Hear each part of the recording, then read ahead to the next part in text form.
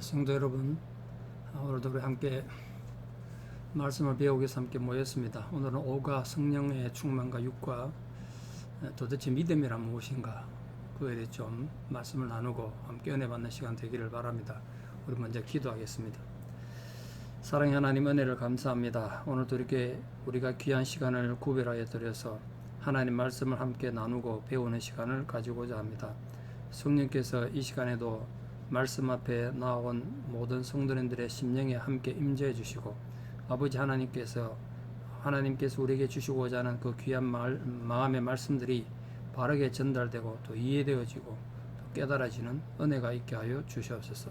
예수님 이름 받도록 기도드리옵나이다. 아멘. 오늘 먼저 5가 성령의 충만입니다. 아마 2단이 가장 많이 생기게 되는 성경의 부분이 성령에 대한 오해 또는 잘못된 해석에 비롯된 경우 굉장히 많습니다. 성령 충만이 뭔가, 특히 우리 한국인들에게 가장 대표적으로 오해되는 본문 중에 하나가 성령 충만인데, 오늘 우리 성령의 충만에 대해서 함께 좀 나눠보겠습니다. 먼저 오늘 외울 말씀 사도행전 7장 55절, 스데반이 성령이 충만하여 하늘을 우러러 주목하여 하나님의 영광과 및 예수께서 하나님 우편에 서신 것을 보고, 이런 말씀이 있습니다. 아시다시피 이 본문 말씀은 스데반 집사님이 예수 그리스도에 대한 복음을 전하다가 유대인들에게, 특히 바리새파인들에게 분노를 사서 지금 죽음에 처하는 그런 상황에 죽기 직전에, 돌에 맞아 죽기 직전에 지금 외친 기도의 한 부분입니다. 그리고 성령이 충만해지면 이 스데반 집사처럼 죽음도 초월하는 그런 삶을 살 수가 있는 거예요. 삶이 여러 가지 고난도 있고 환난도 있겠습니다. 어떤 때는 정말 죽고 싶은 생각도 들고 그럴 수 있는데, 내 안에 성령이 작동되고 성령이 충만하면 죽음도 초월할 수 있다. 이게 성령 충만의 굉장히 중요한 힘이고 능력입니다. 또한 두 번째, 성령이 우리에게 임하면 시각의 변화가 생기는데 지금 이곳을 보지 않게 된다. 오늘 분명히 보면 스데반이 하늘을 우러러 봤다고 되어 있는데, 지금 내 삶의 형편은 돌에 맞아 죽어야 돼요. 너무 억울하고 너무 큰 위기죠. 극복할 수 없는 고통이에요. 근데 죽음 저 너머에 있는 하늘나라를 볼 수 있는, 하늘을 주목할 수 있는 믿음, 그 시각의 변화가 생긴다는 거예요. 성령 충만이 임하면 세 번째, 첫 번째는 성령 충만하면 죽음조차 초월할 수 있는 힘이 생기고, 두 번째는 지금 이곳을 보지 않는 시각의 변화가 생기고, 마지막 세 번째는 최후의 승리를 바라보게 하는 힘이 있습니다. 돌에 맞아 죽으면 이 세상 끝나는데 얼마나 억울한 일이고 손실이겠습니까? 그러나 진정한 승리는 이 땅에 있는 게 아니라는 걸 아는 거예요. 언젠가도 제가 설교 때 말씀드렸습니다만, 제가 지금 이름이 갑자기 기억이 안 나는데, 오스트리아 출신의 선교사님이 필리핀에 선교를 갔는데, 그 필리핀 반군들한테 이 선교사님 계신 부락이 공격을 받아가지고 산채로 불에 타 죽었어요, 이 선교사님이. 더 가슴 아픈 건, 그때 가면 여름 방학이었나 본데 호주에 있던 그 두 아들이 방학이라고 아버지 선교지 왔다가 그 아들하고 같이 다 죽은 거예요. 그래서 아버지 두 아들 세 명이 불에 타 죽었단 말이에요. 그때 아이들이 지금 11살, 9살밖에 안 됐었어요. 얼마나 황당한 일이 벌어졌습니까? 그때 사모님과 그 딸이 하나 있었는데, 딸은 살아남은 이유는 여자는 죽이지 않는다는 그 반군들이 그 회교 쪽이었는 것 같은데요. 그것 때문에 두 사람 살아남은 거예요. 그럼 여러분, 그 살아남은 사모님과 딸이 그거 잊고 싶겠습니까? 남편이 죽고 두 아들이 죽은 곳인데. 그래서 놀라운 건, 이 사모님이 우리 남편이 죽고 우리 아이들이 죽은 순교의 땅에서 내가 이 사람들에게 복음을 전하겠다. 그리고 지금도 계속 거기에 사역을 하고 계신다는 거예요. 이건 놀라운 일이죠. 여러분, 정말 믿음을 욕되게 하지 않는 우리가 되기를 바랍니다. 성령 충만이란 그 이름의 가치를 떨어뜨리지 마십시오. 성령 충만하면 그런 죽음 같은 현실이 닥쳐도 그것도 극복하고, 어찌 보면 원수지 않습니까? 자기 남편과 아이들 둘이를 죽인 사람들인데 그들에게 복음을 전하겠다고 남아있다는 놀라운 사실을 제가 선교지 소식지에서 읽고 정말 감동을 받았고, 신앙이 뭔가, 믿음이 뭔가를 다시 한번 생각하는 계기가 됐습니다. 성령 충만은 사실 뭐 뜬구름 잡는 소리 같은데 성령이 눈에 보이지도 않고 그런데 어떻게 좀 비유로 표현하면 신앙이라는 차에 우리 신앙이 하나의 자동차라면 그 차가 움직이게 하는 연료 같은 겁니다. 이해되시죠? 깨서 떨어진 차는 멀쩡해도 못 가잖아요.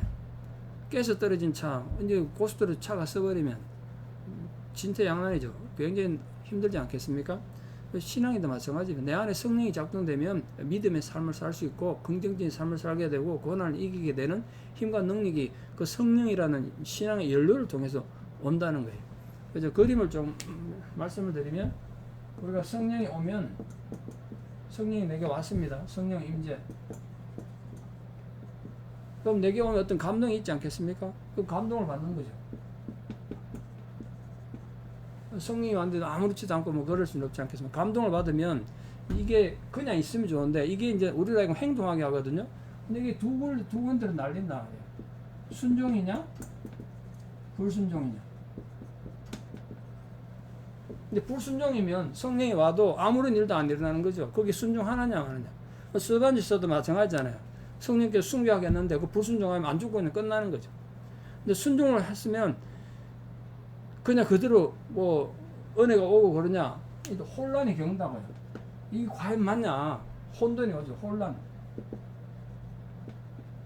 혼란과 갈등이 있어요. 갈등을 겪는다고. 내가 예수 믿었는데 뭐 순교당해 죽으려고 예수 믿었냐 뭐 이런 식으로 뭐 갈등이 올 수도 있죠. 그럼 여기서도 이 불순종으로 그냥 끝날 수도 있어요. 여기서 순종해서 계속 나가면 이때 일어나는 변화가 전적인 순종을 하게 돼요. 전적인 순종.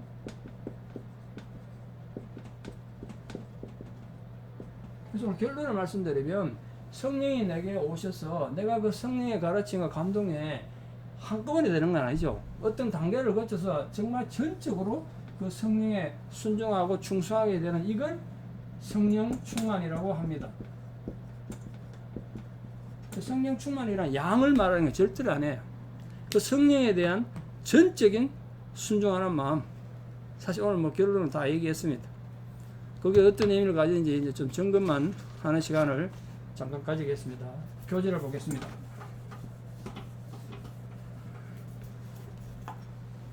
자, 그리스도인이 세상에서 갈등을 겪는 이유는 뭐 많겠죠. 특히 이제 육적인 그리스도인의 모습. 육적인 그리스도인이란 예수를 믿고 교회도 다니고 뭐 성경도 공부하고 예배도 드리지만 아직도 미성숙한 그리스도인을 육적인 그리스도인이다 이렇게 얘기합니다. 우리 아이가 어머니에 태어나면 영아기에 태어나면 영아기가 유아기가 되고 유아기가 소년기가 되고 그다음 청년기가 되고 그다음 장년기가 되고 노년기 되고 이런 식으로 자라가지 않습니까? 신앙적으로 영적으로도 마찬가지예요. 영적인 영아기가 있고 태어나는 순간이 있고 영적인 유아기 젖을 먹는 시기가 있고 영적인 소년기 이제 이후 시간 밥을 먹는 시기가 있고 영적인 청년기 이렇게 자라가야 된단 말이에요. 그 나중에 장년이 돼서 영적인 어른이 되어 가야 되는 거예요.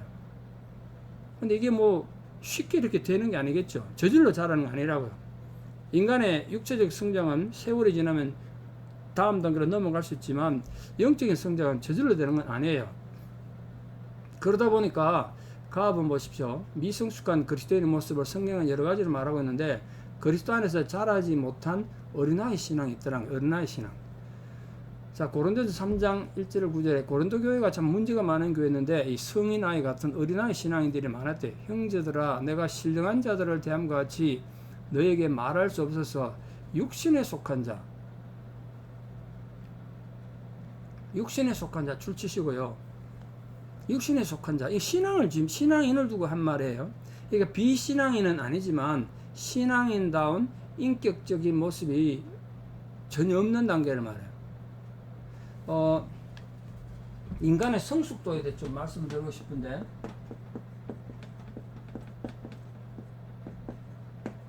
사람이 성숙했다는 건 적어도 4가지 부분에 성숙을 해야 진짜 성숙한 거예요.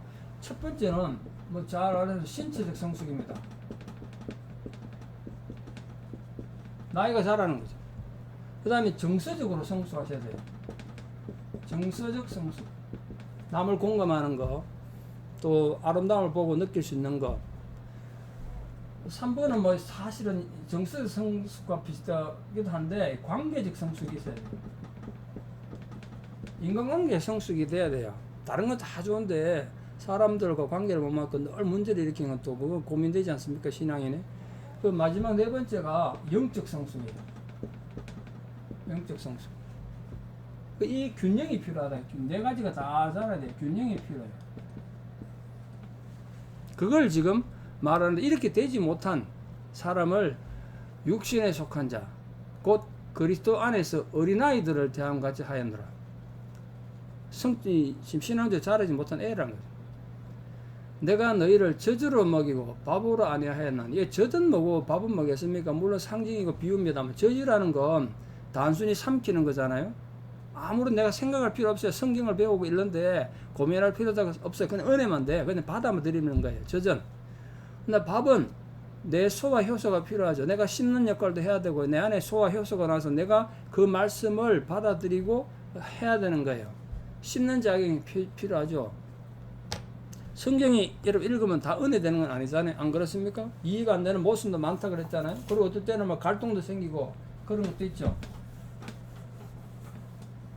그래서 성경을 읽을 때 그 성경 이해도, 성경 이해를 위한 우리의 노력입니다.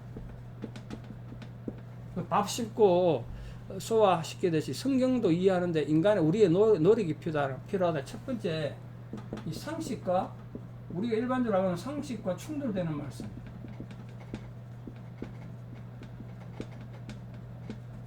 상식하고 성경이 맞지 않을 때 어떻게 하는가?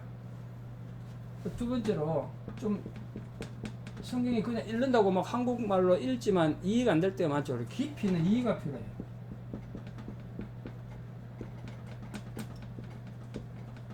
깊이 있는 이해가 필요한 말씀이 있어요. 세 번째가 제일 힘든 부분이 성경에 정말 성경에 대해서 내게 와닿아서 의미를 가지려면 자기 부정이 있어야 돼요. 자기 부정이 필요한 말씀.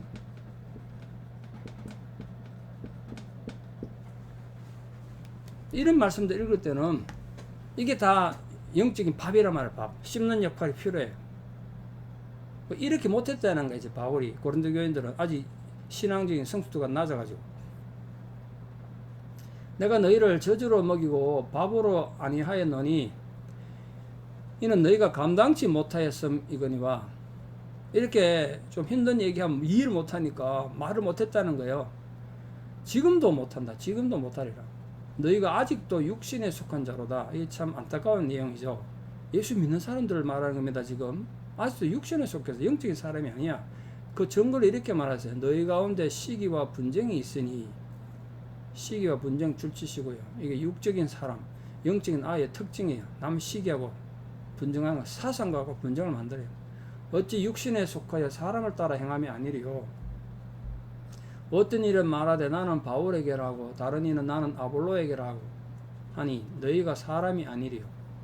이게 고린도 교회는 파가 네 파가 나눠 있었는데 바울이 최고라 그런 사람도 있고 뭐 바울이나 아볼로라는 사람도 말을 잘했는데 아볼로라 그러고 어떤 사람은 개바 베드로파라 그러고 어떤 사람은 나는 예수파다 그러고 나눠져 있었다는 거예요. 그런데 아볼로는 무엇이며 바울은 무엇이냐? 저희는 주께서 각각 주신 대로 너희로 하여금 믿게 한 사역자들이자 그 사람들이 신앙의 구원의 근거가 아니자 이 말이죠. 나는 심었고 아볼로는 물을 주었을 때 오직 하나님은 자라나게 하셨나니 그런즉 심는 이나 물 주는 이는 아무것도 아니로되 오직 자라나게 하시는 하나님뿐이니라. 심는 이와 물 주는 이가 일반이나 심는 이 물 주는 이는 같지만 각각 자기 일하는 대로 자기 상을 그냥 받을 뿐이에요. 인간은 우리는 하나님의 동력자들이요 너희는 하나님의 밭이고 하나님의 집이다. 우리 성도들의 마음을 그렇게 표현했습니다. 자, 그럼 어린아이 신앙의 특징이 뭘까요? 이거 아까 성숙하기 위해서는 이렇게 필요하다 그랬는데 그 어린아이 신앙의 특징 그것도 세 가지가 있어요. 어린아이 신앙.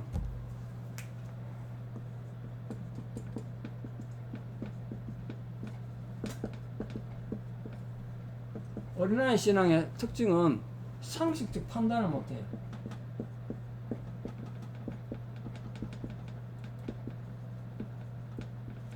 조금만 상식이 있으면 이게 진리인지 아닌지 거짓인지 알 수 있는데 그걸 못한다는 거예요. 그러니까 결과적으로 어떻게 되냐면 감정에 휩쓸려요.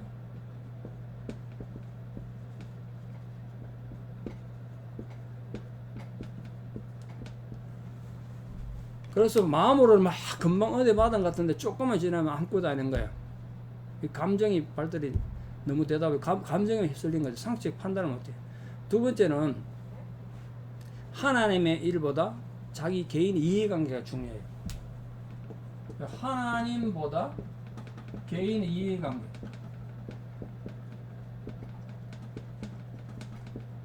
그걸 중시한다. 그러니까 하나님의 이름, 하나님 명예, 하나님 나라보다 자기에게 얼마나 이해가 되느냐, 유익이 하냐, 이것만 중요한 거죠. 말씀에 대한 인격적 반응을 못해요.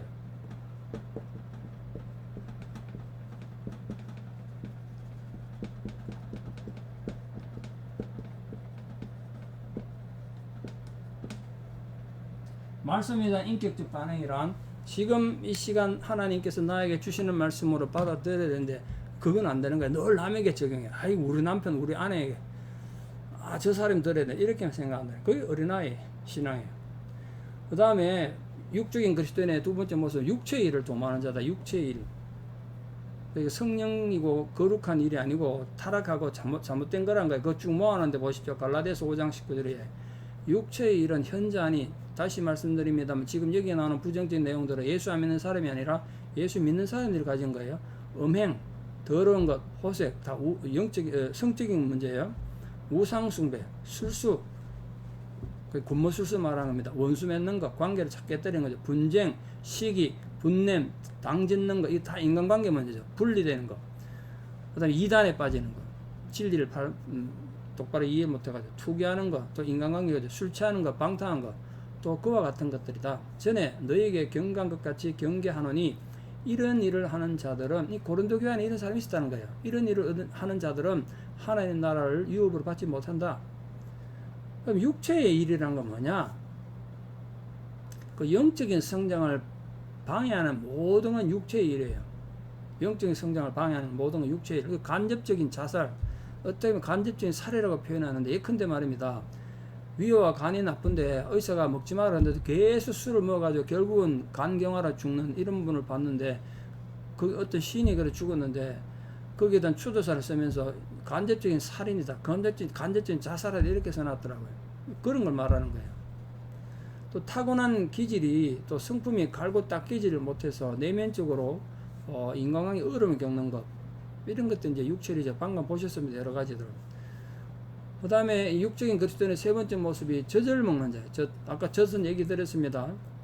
히브리서 5장 이하에 때가 오래므로, 즉 예수 믿은 지 신앙 연수가 오래됐는데 너희가 마땅히 선생이 돼야 될 텐데, 이제는 남도 가르치고 성경에 대해서는 하나님 나라에 대해서 갈등에 대해서 잘 이해하고 받아들여서 남을 가르쳐야 될 입장인데, 너희가 다시 하나님 말씀의 초보가 무엇인지 누구에게 가르침을 받아야 할 것이니, 또 신앙의 기초가 안 되는 거예요. 그래서 그걸 또 배워야 돼요.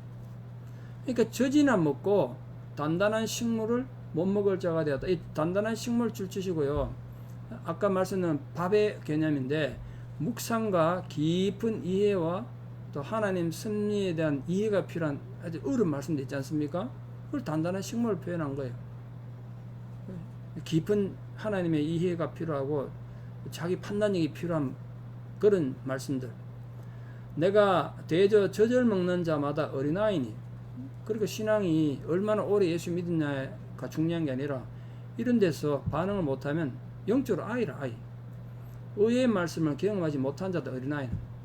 단단한 식물은 장성한 자의 것이니 저희는 지각을 사용함으로, 자기 이성을 사용한다는 거죠. 경험을 사용한다.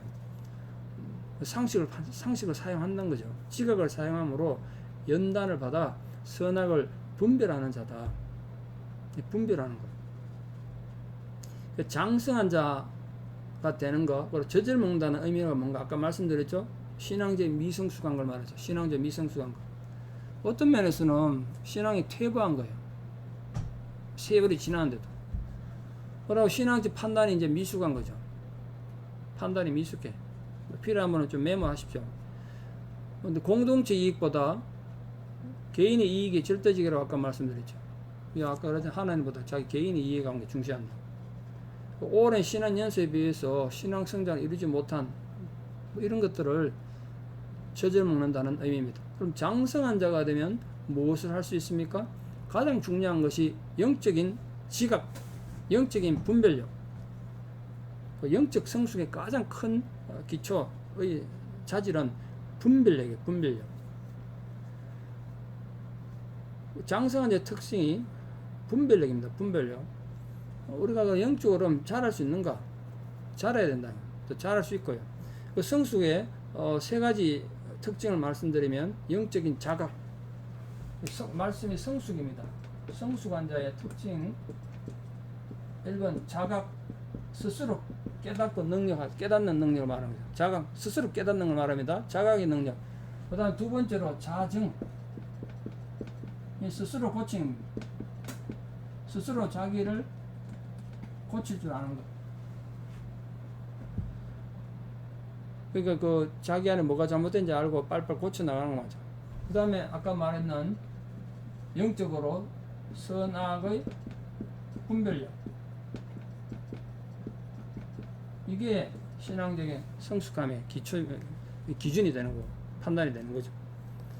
그러니까 우리가 신앙이 자라가야 되는데 성경 말씀이 뭐가 있는가는 지식적인 성숙도 자라가야 되지만 행동적 성숙도 행동으로도 성숙해 가야 된다 반드시. 육적인 그리스도인들이 겪는 갈등이 있는데 어떤 갈등이 있나 봅시다. 로마서 7장 15절 이하에 나의 행하는 것을 내가 알지 못하노니 곧 원하는 이것 줄치시고요.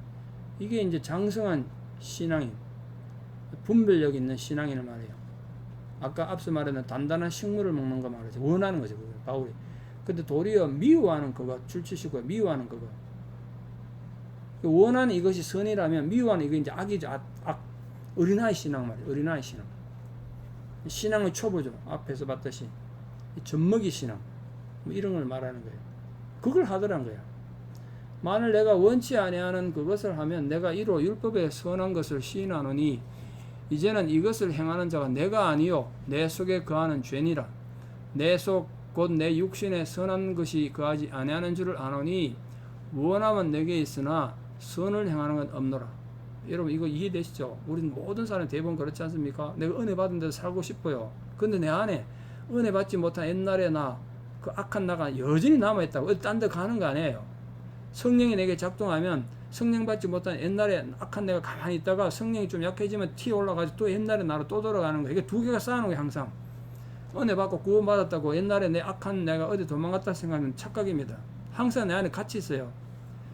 그러니까 결론이 이래 내린 거예요. 바울이 내가 원하는 바 선은 하지 아니하고 즉 영적 성숙은 못 이루고 도리어 원치 아니하는 바 악은 행하는도다. 아직도 어린애다.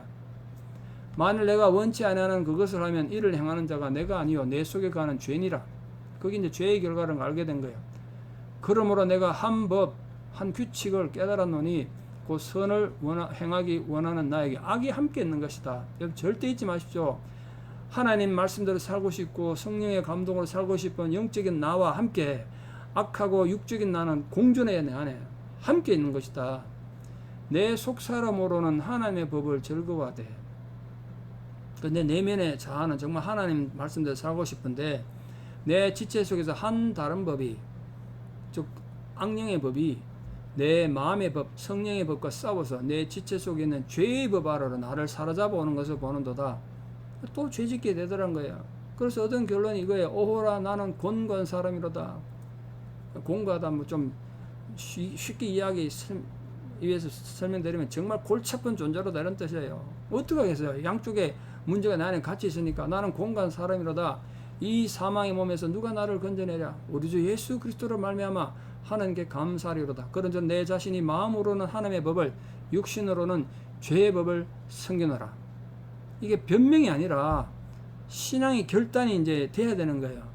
그러므로 육체의 삶이 아니라 성령의 삶을 살 것을 내가 결단한다. 그게 지금 필요한 거예요. 우리가 이런 갈등 중에 있기 때문에 교회 공동체가 필요해요. 혼자 있으면 그 갈등을 이기기 힘들어요. 그때 이제 갈등 겪는 이 두 자아가 또 싸워서 악한 내가 선한 나를 짓누렸을 때 옆에 성도들이 도와줘서 함께 격려하고 일어서서 가도록 하기 위해서 교회가 필요한 거예요. 이해되시겠죠? 가압안에 육신에 거한다는 건 결국 죄를 쫓아 사는 삶을 말했습니다. 속 사람이 바라는 건 아까 하나님의 법을 즐거워하는 거 했잖아요. 그 결과로 겪는 갈등이 뭐냐? 24절에 심한 좌절감이죠. 좌절감. 그리고 양심의 가책을 느껴. 양심의 가책. 자책하는 거지, 자책. 그 양심의 가책이 왔을 때 자책할 때 선택을 잘 하셔야 돼요. 세상이 주는 절망은 또 성령이 근심케 하는 거 전혀 다르죠. 가룟 유다와 베드로가 둘 다 예수님 배신했지만, 그리고 둘 다 양심의 가책을 받았지만, 가룟 유다는 목매에 죽었고요. 베드로는 회개했어요.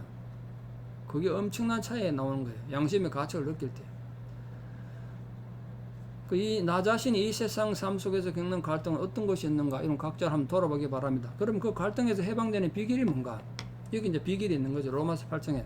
그러므로 아까 말씀드렸던 그 갈등 속에 사는 나를 발견했다. 그러므로 이제 그리스도 예수 안에 있는 자에게는 결코 정죄함이 없나니 이는 그리스도 예수 안에 있는 생명의 성령의 법이, 줄 좀 치시겠습니까? 생명의 성령의 법이 죄와 사망의 법 줄치시고요. 그 죄와 사망의 법에서 나를 해방하였다.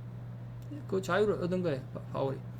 율법이 육신으로 말미암아 연약하여 할 수 없는 그것을 하나님은 하시나니 곧 죄를 인하여 자기 아들을 죄 있는 육신의 모양으로 보내어 육신의 죄를 정하사. 우리 육신, 이 죄 많은 육신은 정죄받은 거예요. 육신을 쫓지 않고 그 영을 쫓아 행하는 우리에게 율법의 요구를 이루어지게 하려 하심이니라. 우리가 이제 성령을 따라 쫓아감으로써 율법에 대해서 우리에게 정죄하지 못하게 하는 거예요. 육신을 쫓는 자는 육신의 일을 줄치시고요. 영을 쫓는 자는 영의 일을 생각하나니, 평소에 뭘 생각하느냐? 육신의 생각은 사망이고 줄치시고요. 영의 생각은 생명과 평안이니라 줄치십시오. 그게 오늘 핵심입니다. 육신의 생각을 쫓아가면 우선은 좋은 것 같은데 사망에 죽는 거예요. 영육이 다 죽어. 영의 생각은 불편하고 힘들어도 생명과 평안을 줍니다. 결국 육신의 생각은 하나님과 원수된다고 해요. 얼마나 무섭습니까? 이는 하나님의 법에 굴복지 아니할 뿐 아니라 할 수도 없어요. 육신의 법을 쫓아서. 육신의 생각은. 육신에 있는 자들은 하나님을 기쁘시게 할 수 없느니라. 만일 너희 속에 하나님의 영이 거하시면, 즉 성령이 너에게 임하시면 너희가 육신에 있지 아니하고 영에 있나니 누구든지 그리스도의 영이 없으면 그리스도의 사람이 아니라. 성령이 없으면 하나님 사람이 아니라는 거야. 또 그리스도께서 너희 안에 계시면 몸은 죄로 인하여 죽은 것이나 영은 의로 인하여 산 것이다. 영적으로 사는 게 우리가. 예수를 죽은 자 가운데서 살리신 이의 영이 너희 안에 거하시면 그리스도 예수를 죽은 자 가운데서 살리신 이가, 즉 하나님 말이죠. 너희 안에 거하시는 그 영으로, 우리 어떤 인격이나 도덕이나 사회적 업적이 아니라 우리 안에 계신 그분의 영, 성령으로 말미암아 너희 죽을 몸도 나중에 살리실 것이다. 부활하실 것이다. 그래서 성령이 중요한 거죠, 우리에게. 자, 가번입니다. 정죄함으로부터 해방을 어떻게 얻느냐? 예수 안에 있는 생명의 성령의 법이 역사하심으로 우리는 해방을 얻습니다. 예수 안에 있는 생명의 성령의 법이. 1절을 참조하시고요. 육신의 생각으로부터 해방은 뭐냐? 9절에 하나님의 성령이 임재하시고 우리 안에 내주하심으로써. 성령 우리 안에 거하신다고요, 지금. 그래서 해방을 얻어요. 완전한 해방의 비결은 뭐냐? 13절 14절은 제가 타이핑을 못 해드렸는데 좀 읽어드릴게요. 13절 너희가 육신대로 살면 반드시 죽을 것이로되 영으로서 몸의 행실을 죽이면 살리니 무릇 하나님의 영으로 인담을 받는 그들은 곧 하나님의 아들이다. 그게 이제 성령을 쫓아 살면 완벽히 하나님의 아들이 되고 자유를 얻는다는 거예요. 자, 그러면 넘어가셔서 성령 충만을 받는 방법 보겠습니다. 어떻게 성령 충만을 받는가? 자, 성령 충만으로 체험되어지는 하나님 영광을 보겠습니다. 아까 우리 읽었던 스데반 집사의 순교 장면입니다. 사도행전 7장 55절 이하 보시면 그 성령 충만 모습 보겠습니다. 자, 첫 번째로 스데반이 성령이 충만하여 첫 번째 하늘을 우러러 주목했다. 하늘을 보게 됐고, 두 번째 뭘 받느냐? 하나님의 영광을 받습니다. 동그라미 2번 하시고요. 세 번째 뭘 받느냐? 3번 하십시오. 예수께서 하나님 우편에 서신 것을 봤어요. 이걸 봤어요. 성령을. 말하되 보라 하늘이 열리고 인자는 예수님을 말합니다. 하늘 우편에 서신 것을 보느라. 예수님 왜 서 계시냐면 그 앉아있지 않고 스데반 죽으면 그 영혼을 받으려고 서 계신 거죠. 우편에 서신 것을 보느라 한데 저희가 유대인들 말합니다. 큰 소리를 지르며 귀를 막고 일심으로 그에게 첫째 달려들었어요. 막 때렸다는 거예요. 스데반이 당한 고통에. 두 번째 성 밖에 내쳐서 예루살렘 성이 굉장히 높습니다. 거기서 밀어버린 거예요. 세 번째 돌로 쳤어요. 돌로 칠 때요, 그 법 율법에 하면 자기 머리만한 돌이어야 돼요. 거기 맞아보세요. 어떻겠나? 뼈가 부러지고 막 살이 튀고 막 피가 튀고 그렇겠죠. 그렇게 돌로 칠세 정인들이 옷을 벗어 사울이라는 청년의 발 앞에 두니라. 저희가 돌로 스데반을 치니 스데반이 부러져서 가로되 주 예수의 내 영혼을 받으시옵소서. 이 누가 한 기도인지 아시죠? 예수님이 마지막 하신 기도예요. 무릎을 꿇고 크게 불러 가로되 주여 이 죄를 저들에게 돌리지 마옵소서. 역시 예수님께서 십자가상에서 죽으시면서 하셨던 기도예요. 그걸 하셨어요. 자, 무엇을 봤죠 스데반이? 아까 3개 봤다 그랬습니다. 하늘을 우러러 주목했어요. 여러분은 주로 무엇을 보십니까? 하늘을 보는 분이 되기 바랍니다. 두 번째, 하나님 영광을 봤어요. 인간의 겉모술수 고난만 보지 말고 하나님 영광을 보십시오. 세 번째, 하나님 우편에 계신 인자, 심판주가 되신 그분을 보셨어요. 무엇을 견뎠다고요? 그에게 달려드는 걸, 막 두드려 패는 걸 견뎠고 성 밖으로 내쳤잖아요. 내침을 받았어요. 굉장히 높은 낭떠러지인데 거기 떨어졌어. 세 번째, 돌로 치는, 자기 머리만한 돌을 던졌는데 그걸 다 견뎠다는 거예요. 어떻게 승리했습니까? 2가지를 승리했죠. 첫째, 자기 영혼에 대한 의뢰, 하나님께 내 영혼을 받아달라고 그러고, 두 번째, 사죄의 기도, 용서, 원수 갚으면 하나님께 속한 거예요. 스데반 집사는 그걸로 승리한 거죠. 성령 충만으로 성취되는 하나님 승리의 삶, 성령 충만으로 성취되는 승리의 삶이 뭔가? 이 베드로와 요한이 감옥에 갇혔다가 복음 전하다 역시 감옥 갇혔다가 풀려나온 후에 교회가 하나님 앞에 드린 기도 내용입니다. 감사 기도 내용. 그 인류 역사상 최초로 이제 성령이 임하는 경험을 한 내용입니다. 하나님 영으로 인간에게 임재하신 거죠. 하나님이 영으로 인간에게 왔단 말이에요. 사도행전 4장 이하입니다. 하나님의 권능과 뜻대로 이루려고 예정하신 그것을 행하려고 이 성에 모였나이다. 주여 이제도 저희의 위협함을 하감하옵시고 또 종들로 하여금 담대히 하나님의 말씀을 전하게 하여 주옵시며 손을 내밀어 병을 낫게 하옵시고 표적과 기사가 거룩한 종 예수의 이름으로 이루어지게 하옵소서 하더라. 이렇게 기도했다는 거죠. 채찍 맞고 뭐 이렇게 감옥 갇혔다 나와가지고 그렇게 빌기를 다음에 모인 곳이 진동하더니 무리가 다 성령이 충만하여, 그 고난 가운데 기도하다 성령이 충만했다는 거예요. 담대히 하나님 말씀을 전하게 됐어요. 오히려 핍박하지만 믿는 무리가 한 마음과 한 뜻이 되어 모든 물건을 서로 통려하고 제 재물을 조금이라도 제 것이라 하는 이가 없었어요. 성령이 오니까 욕심이 없어지더란 거예요. 자, 어떻게 성령 충만하게 되었다고 본문에? 한 마음으로 한 예배에서 함께 간절히 기도했어요. 함께, 그래 중요해요. 교회 공동체가 중요한 거예요. 성령 충만의 결과가 어떻게 나타나냐면 대외적으로 또 대내적으로 달라진 게 있거든요. 대외적으로는 31절에 담대히 복음을 전했습니다. 핍박하지만 담대히 말씀을 전했고, 대내적으로는 한 마음 한 뜻으로 모든 물건을 서로 통용했어요. 자기 욕심이 없어졌어요. 거기 성령이 임하면 일어나는 변화죠. 그렇다면 성령 충만하지 못하는 이유가 뭐냐, 이렇게 성령이 중요한데 몇 가지 이유가 있죠. 첫째, 성령을 모르면 못 받잖아. 성령에 대해서 알지 못하면 받을 수가 없죠. 사도행전 8장 14절에 예루살렘에 있는 사도들이 사마리아, 이방인보다 못한, 개보다 못하게 생각했던 사마리아인들, 그 사람들도 하나님 말씀을 받았다 함을 듣고 놀란 거예요. 그래서 베드로와 요한을 보내매 그 말이 맞나가 진짜 가보라고 이제 보낸 거예요. 사마리아인들이 예수를 믿고 복음을 받아들였다니까. 그들이 내려가서 저희를 위하여 성령 받기를 기도하니 이는 아직 한 사람에게도 성령 내리신 일이 없고 오직 주 예수 이름으로 세례만 받았다는 거예요. 복음을 받았고 세례만 받아서. 근데 왜 성령을 못 받았냐? 성령에 대해서 몰랐기 때문에. 이 두 사도가 저에게 안수합니까? 성령을 받더란 거예요. 그 다음에 교만하면 성령을 못 받아요. 사람이 교만하면요, 우리 안에 성령이 역사하기 힘들어요. 교만이 참 무서운 거예요. 그러니까. 그래서 베드로 전서 5장에 젊은 자들아, 젊은 사람들이 되게 교만하기 쉽잖아요. 나이만 젊은 사람을 말하는 게 아닙니다. 젊은 자들아 이와 같이 장로들에게 순복하고, 이 장로는 교회 지금 장로란 뜻보다는 연장자 뭐 이런 뜻, 교회 어른들, 너희 보기 약해 보이는 사람들, 그런 뜻입니다. 그들이 순종하고 장로들을 순복하고 서로입니다. 서로 겸손으로 허리를 동이라. 겸손은 허리를 동이라. 이 허리 동인다는 게 뭐냐면 수건으로 허리를 묶는다는 뜻인데, 그 당시 시대에 식사하는 사람 옆에 시중되는 모습이에요. 종의 모습이죠. 서로 그렇게 하는 게 서로 겸손하는 거지. 서로 겸손히 남을 돕는 섬긴 자가 되라. 그런 뜻입니다. 하나님이 교만한 자를 대적하시되 겸손한 자들에게는 은혜를 주시느니라. 겸손하면 성령을 받는다는 거예요. 회개하지 못한 죄 때문에 죄가 하나님과 우리의 관계를 가로막아 가지고 성령이 우리에게 못 오는 거죠. 사도행전 2장 38절 베드로가 가로되 너희가 회개하여 각각 예수 그리스도의 이름으로 세례를 받고 죄사함을 얻으라. 그래야면 성령을 선물로 받을 것이다. 그 마지막 네 번째로 성령 충만 받는 비결이 뭐냐? 요한복음 16장 이하의 그 약속을 예수님이 가르쳐준 그 약속을 믿으셔야 돼요. 그날에는 너희가 아무것도 내게 묻지 아니하리라. 그날은 이제 성령이 온 날을 말하는 거예요.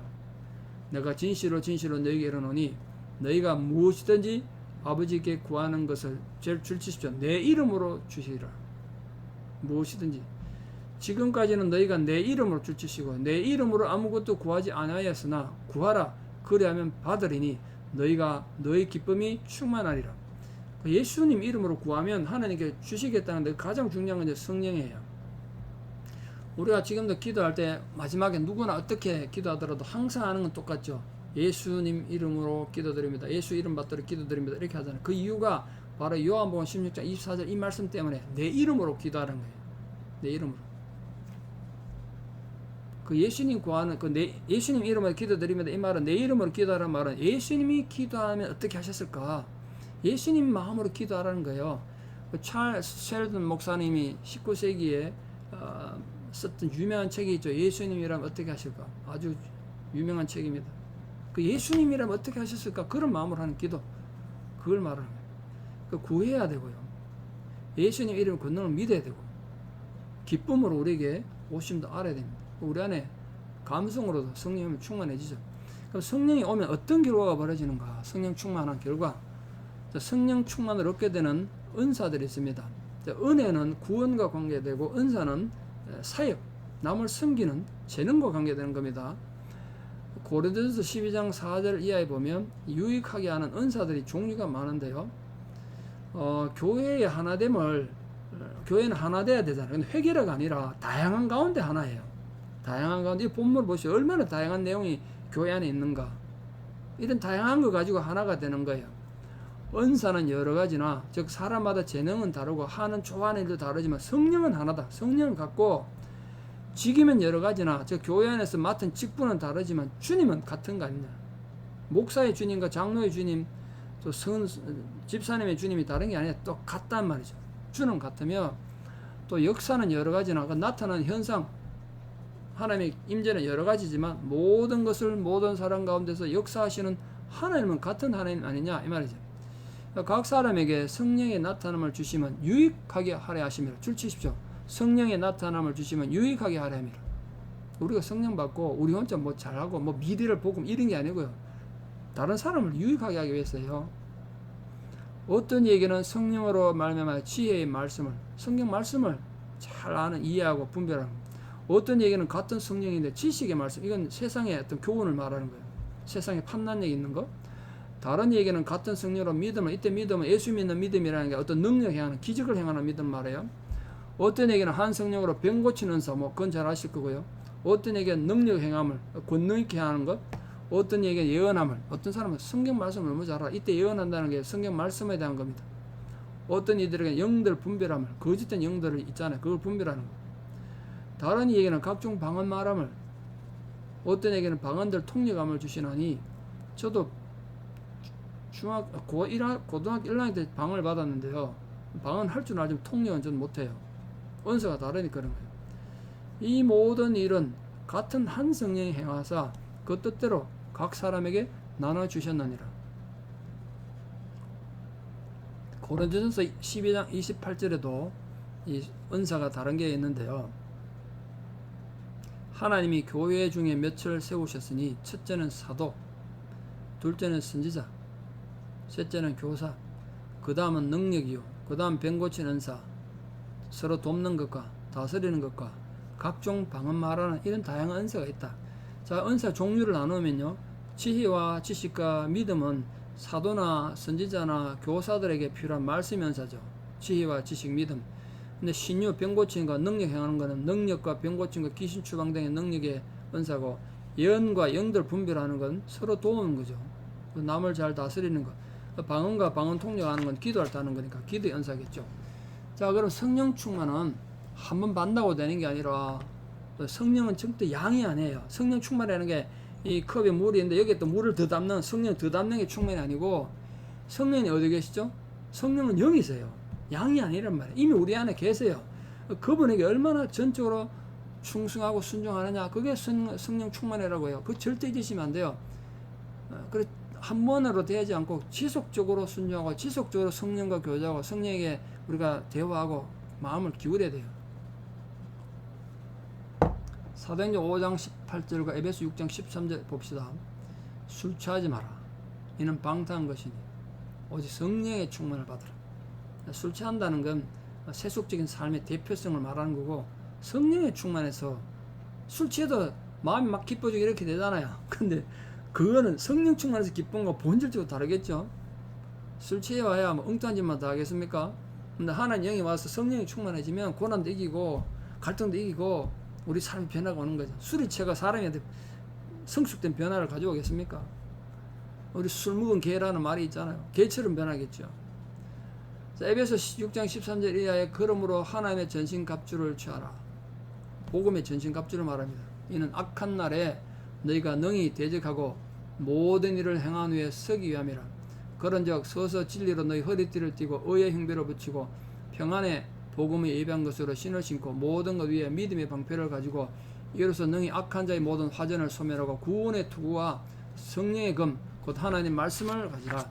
자, 이 복음의 전신갑주인데 이 그림을 보고 좀 설명하겠습니다.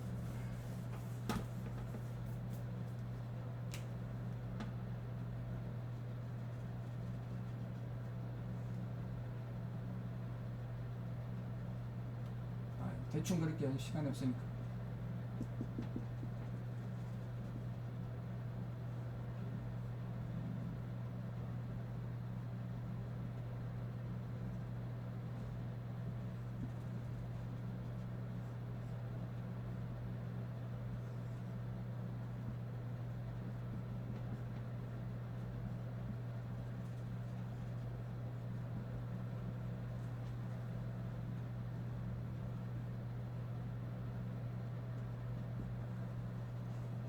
자, 이렇게 사람이 있는데요. 투구를 이렇게 썼죠. 머리부터 따지겠습니다. 이 투구, 이 사람이 전쟁하는 군인이 제일 중요한 게 머리잖아요, 머리.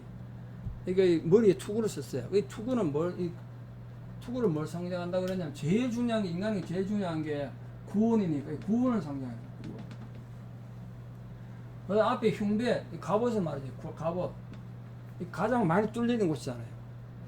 그래서 이 갑옷은 우리가 가장 많이 영적으로 공격받는 게 뭐냐? 믿음의 문제예요. 믿음. 그게 믿음이에요. 이게 의의 흉배. 이해되시겠죠?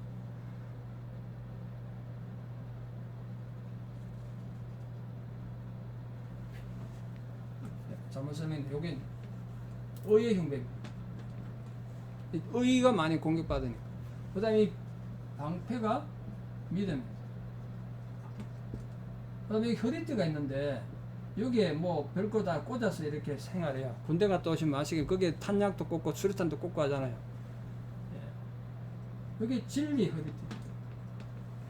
진리가 중요하죠. 그 다음에 발이 있는데 이 신발. 이게 평안해요. 발이 편안해야 돼요.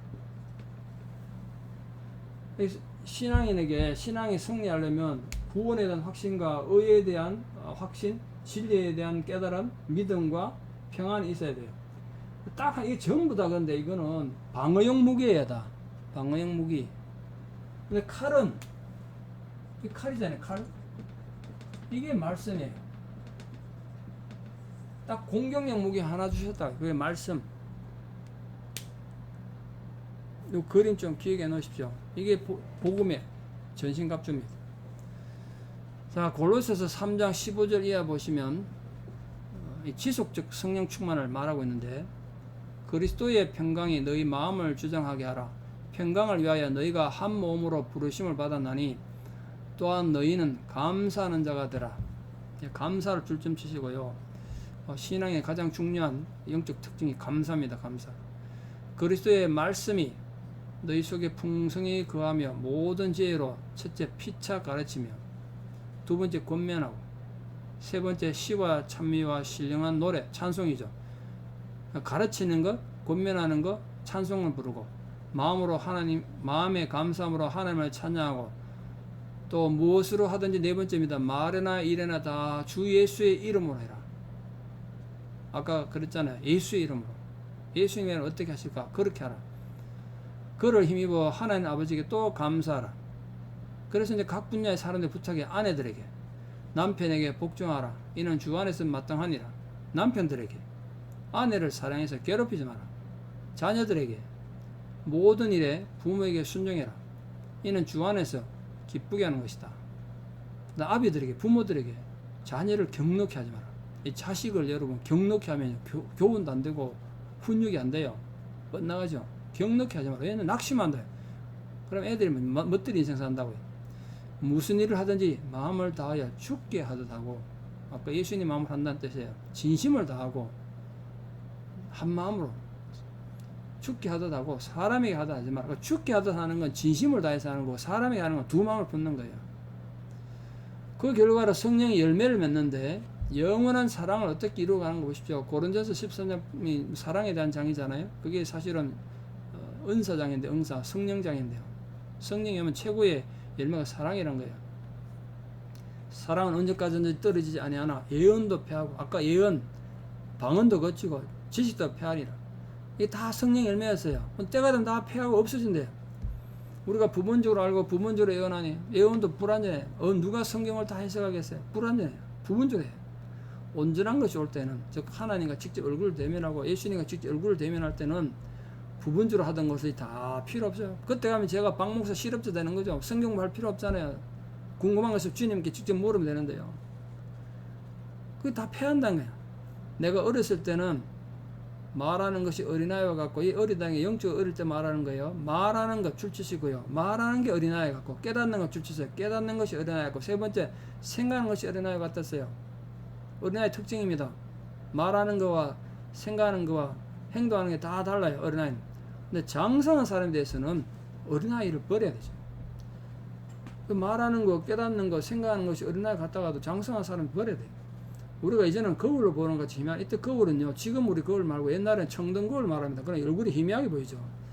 그때는 얼굴과 얼굴을 대하여 볼 것이고, 하나님 직접 만났을 때만 천국 갔을 때, 이제는 내가 부분적으로 아나, 성경을 알아봐야 뭐 얼마나 진리를 제대로 알겠습니까? 부분적으로 밖에 몰라요. 그럼 그때는 주께서 나를 아신 것 같이 우리는 지금 하나님 잘 모르지만 하나님 우리를 완벽히 알지 않겠습니까?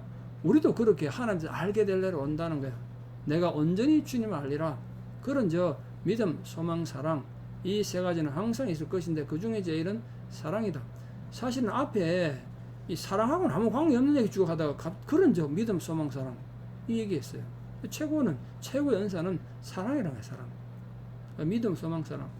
갈라디아서 5장 22절 23절입니다. 5장 22절 사랑, 희락, 화평, 오래 참음, 자비, 양성, 충성, 온유, 절제, 사희, 화오, 자양, 충, 온제 이렇게 외우십시오. 이 성령 열매는 인간의 본능이 아닙니다. 인격 열매죠. 자라가야 되고 성숙해야 되고 변화해야 맺히는 겁니다. 자, 육과 진실한 믿음을 좀 보겠습니다. 배울 말씀이 두 개인데요. 사람이 마음으로 믿어 의에 이르고 입으로 시인하여 구원에 이르느니라.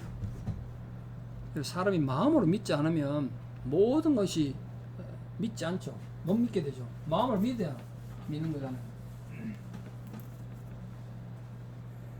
그 마음 속에 진실한 믿음이 없이 입술의 고백으로 하는 건 위선이잖아요. 위선.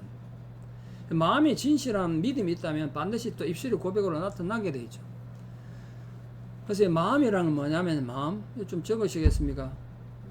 이 마음에 믿었다는 거, 이 마음에 믿는 믿음이라는 건 본인이 아는 구원의 내적 증거예요. 자기 마음이 알아요. 내가 알아. 입술의 고백은 뭐냐? 말과 행동과 생활로 나타나는 그 남들이 보게 되는 구원의 증거를 말해요. 이런 마음이 뭐죠? 마음이 지금 어디 있습니까? 결국 신앙의 모든 문제는 마음의 문제잖아요. 우리 은혜 받는 것도 마음이 받고 상처도 마음이 받고 그런 거 아니겠습니까? 우리 지식과 감정과 의지, 지정의가 자리하는 것이 마음인데 결국 그 마음이 문제, 은혜도 마음이 같잖아요. 히브리 11장 보겠습니다. 믿음은, 이때 믿음이 뭐냐? 우리 지금 로마 10장에서도 믿음을 말씀드렸는데 믿음은 바라는 것들의 실상이고 보지 못하는 것들의 증거니 선진들이, 우리 선배들이 이로써 증거를 얻었느니라. 자, 믿음은 바라는 것들, 이 바라는 것 줄치적 바라는 뭐죠? 미래에 경험할 것들이에요. 바라는 것. 그 믿음이라는 건 바라는 것, 아직 이루어지지 않았지만 미래에 경험할 것들을 확신하는 거예요. 아죠? 그래서 보지 못하는 것 줄치시고요. 보지 못하는 건 이 우리 눈으로 보이지 않는 영적 경험의 영역이죠. 근데 보이지 않는 것들을 못 보는데도 확신하는 거예요. 못 보는데도 확신해요. 정말 믿는다면 그것에 의해서 내가 기꺼이 죽을 준비가 됐는가, 그걸 좀 우리 자각할 필요가 있습니다. 예를 들면 이런 비유를 좀 들어볼게요. 초가집에 살던 어떤 사람을 위해서 국가에서 아니 왕이 은혜를 줘가지고 큰 최신식 기와집 하나 지어줬어요. 그럼 이제 그걸로 이사를 가야 될 거 아닙니까? 근데 그걸 못 믿어가지고 또 옛날에 초가집 아까워서 못 가고 거기 계속 산다면 그거 얼마나 어리석은 일입니까? 믿지 못하니까 왕이 정말 저 집을 내게 줬을 리가 없는데 이러면 안 된다. 그걸 줬다고 믿고 왕을 믿고 가야 되는 거죠. 그 영적으로 마찬가지잖아. 이 인생 집이 아무리 좋아봐야 초가집이죠. 저 영원한 하나님 나라로 가야 되는데 하나님에 대한 사랑과 믿음은 비례해요. 하나님을 사랑하면 믿어요. 믿는 자는 하나님 사랑하는 거죠. 믿음이 없는 자에게 하나님 일을 맡기지 않으세요. 자, 그럼 믿음이란 뭔가 보겠습니다. 믿음이란 뭔가. 믿음의 말뜻은, 믿음은 성경에서 핵심되는 단어입니다. 핵심되는 단어. 주 예수를 믿어라. 그러면 너와 네 집이 구원 얻으리라. 믿음이 핵심이잖아요. 구원은 핵심. 믿음은 우리를 구원에 이르게 하는 결정적인 요소입니다. 그러므로 믿음의 의미를 정확히 알고 진실한 믿음을 갖는 것은 누구에게나 요구되는 기본적인 자세입니다. 그 믿음이란 단어의 뜻은 줄치시겠습니까? 하나님 말씀을 의심없이 받아들이는 것. 하나님 말씀을 의심없이 받아들이는 것. 그게 믿음이다. 그런 믿음은 세상에서도 다양하게 사용되기 때문에 그 뜻을 한번 우리 좀 정리할 필요가 있겠습니다. 이번 시간을 기해서 믿음이 뭔가를 좀 정리해 보겠습니다. 첫째, 믿음의 종류. 세상 속에서도 믿음이 있죠. 사람과 사람 사이에 믿음이 있잖아요. 가장 바람직한 관계가 신뢰 관계잖아요. 어떤 계약서 도장 찍는 것보다 말 한마디 했는데 그 사람 말을 믿을 만해. 그게 정말 귀한 거죠. 그런 요즘 세상은 신뢰 관계가 깨어졌으니까 비극이죠. 가장 믿을 수 있는 사람이 누군가? 여러분 주변에. 여러분은 다른 사람에게 믿을 만한 사람입니까? 인간은 사랑하기 쉬운데요, 믿기는 쉽지 않아요. 왜냐하면 믿음의 대상이 아니니까 그래요. 인간은 애초에 믿음의 대상이 아니에요. 사랑의 대상이지.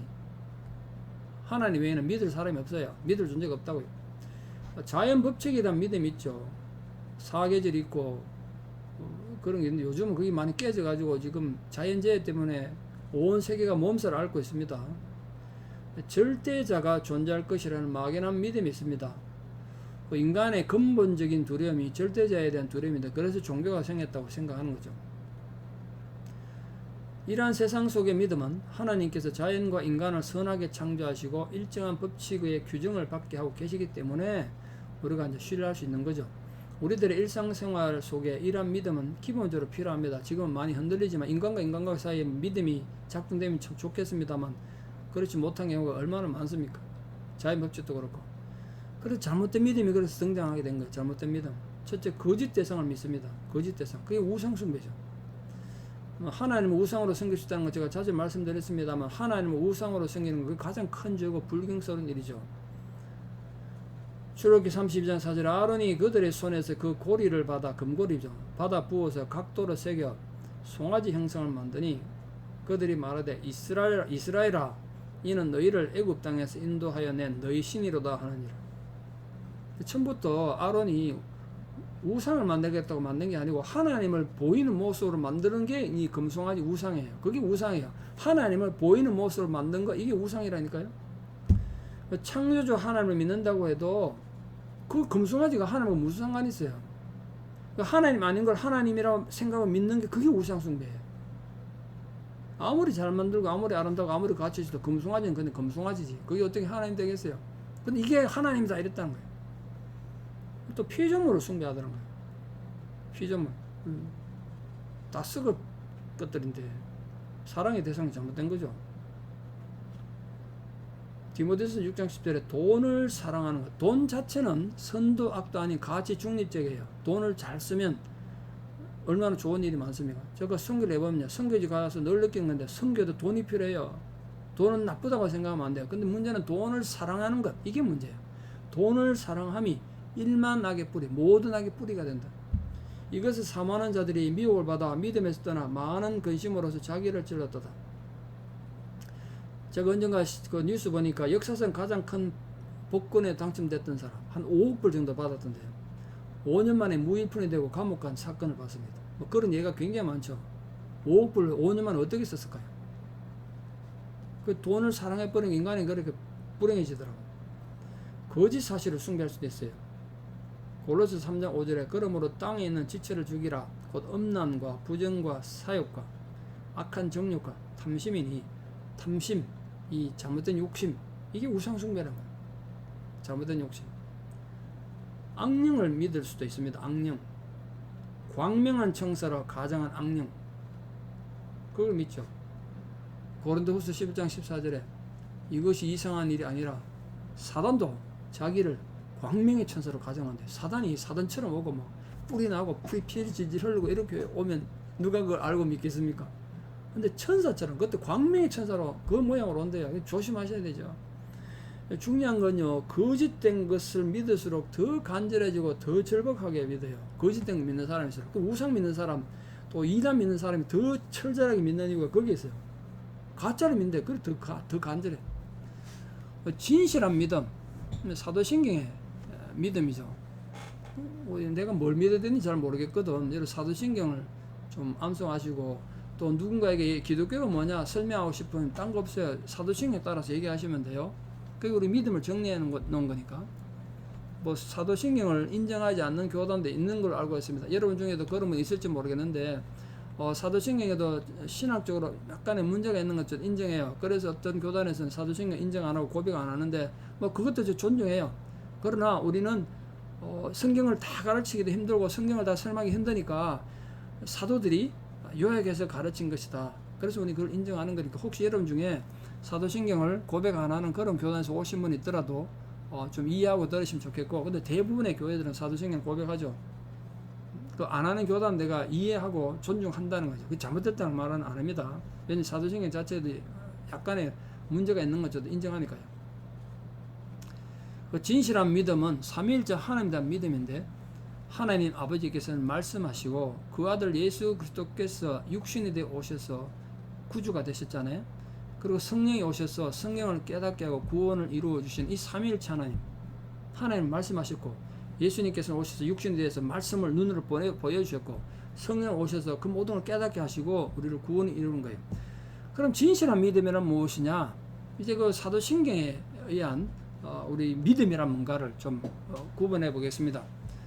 사도신경을 보면 처음에 하나님, 예수 그리스도, 성령 그걸 하고 그 다음에 교회와 성도 그리고 세상에 대한 걸 쭉 설명하고 있습니다. 첫째 주제가 사도신경의 믿음입니다. 하나님에 대한 믿음입니다. 하나님에 대한 믿음 세 가지를 믿는데요. 전능하사 천지를 창조하신 창조주 하나님,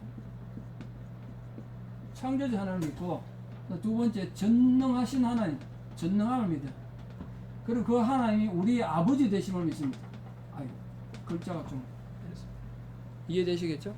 근데 제일 중요한 핵심이 두 번째가 예수 그리스도를 믿는 거예요.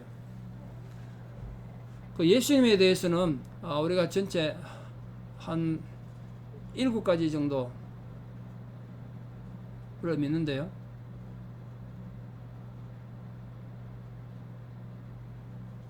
일곱, 8가지 됩니다. 예수님 첫째, 그 아들, 예수 하나님의 아들 되심을 믿대요.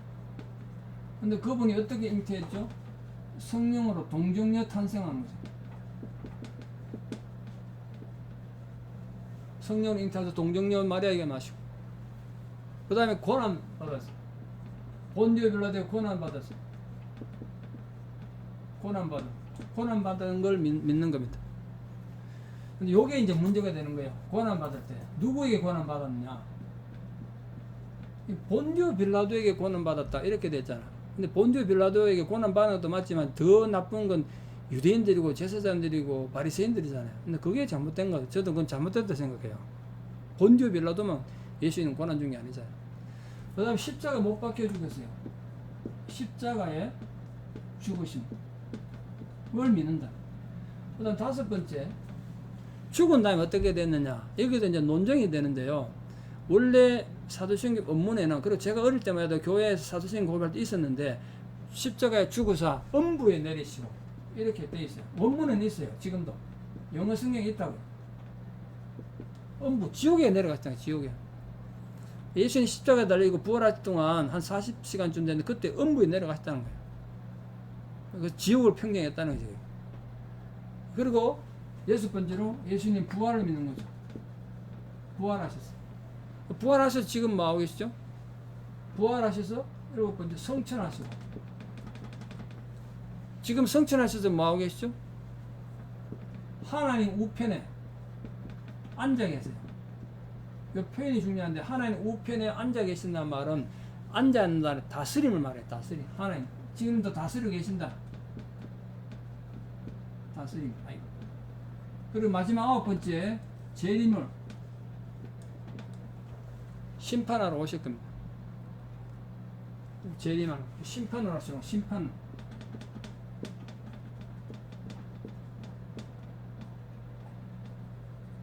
심판주로 오시는 거죠. 재림하러. 세 번째, 성령을 믿사오며. 성령을 믿어요.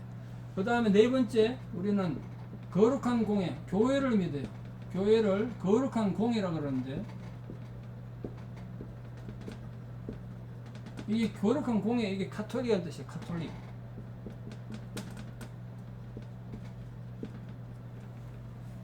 원어가 그래요. 카톨릭한테 그 이름 잃어버렸죠. 모든 교회는 교단이 다르든 뭐 지역이 다르든 하나의 거룩한 카톨릭이다, 공동체다, 거룩한 공교회다, 이런 거. 다섯 번째, 크게 다섯 번째는 성도에 대한 겁니다. 성도의 교제, 거룩한 공예와 성도가 서로 교통하는 것.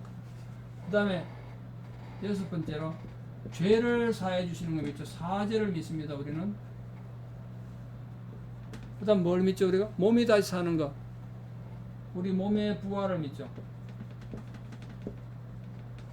그 마지막 여덟 번째, 영생을 믿습니다. 영원히 사는 것을 믿습니다. 이게 성경 전체이기 때문에, 이렇게 요약하기 쉽기 때문에 저는 사도신경을 긍정하는 겁니다.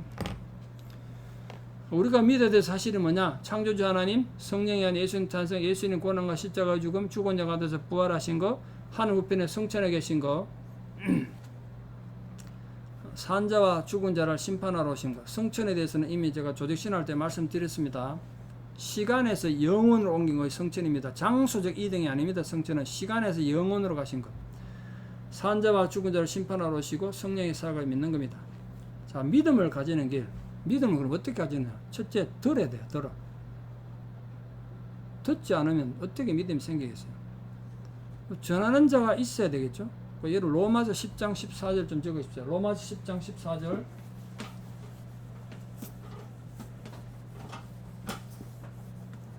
로마서 10장 14절에 보면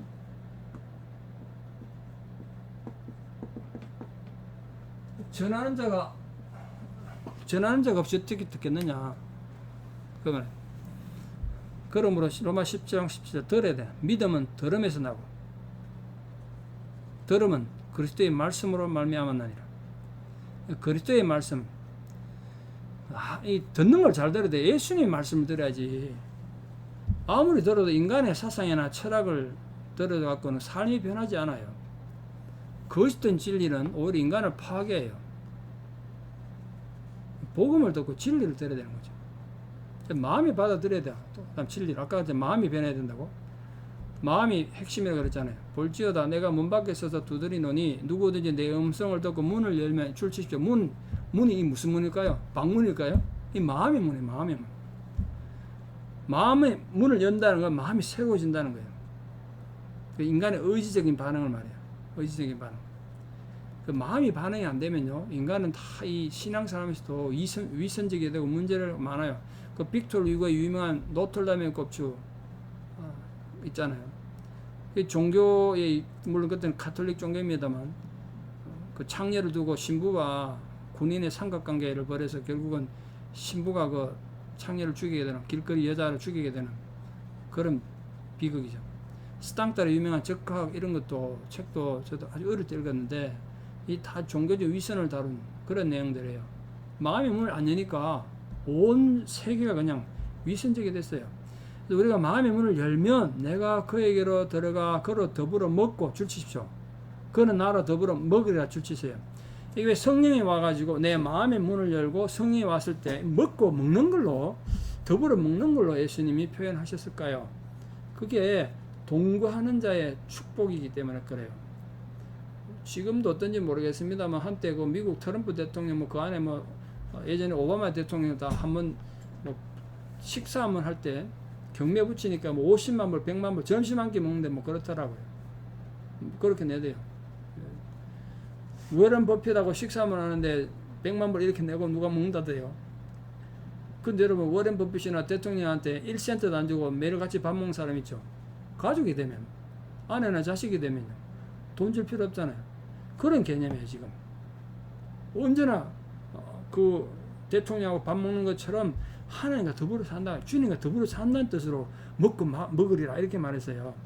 하나님과 우리가 앉아 밥 먹는 소리가 아니고 더불어 사는 거. 이제부터 입으로 시인해야 돼. 마음으로 받아들였으면 입으로 나와야 돼.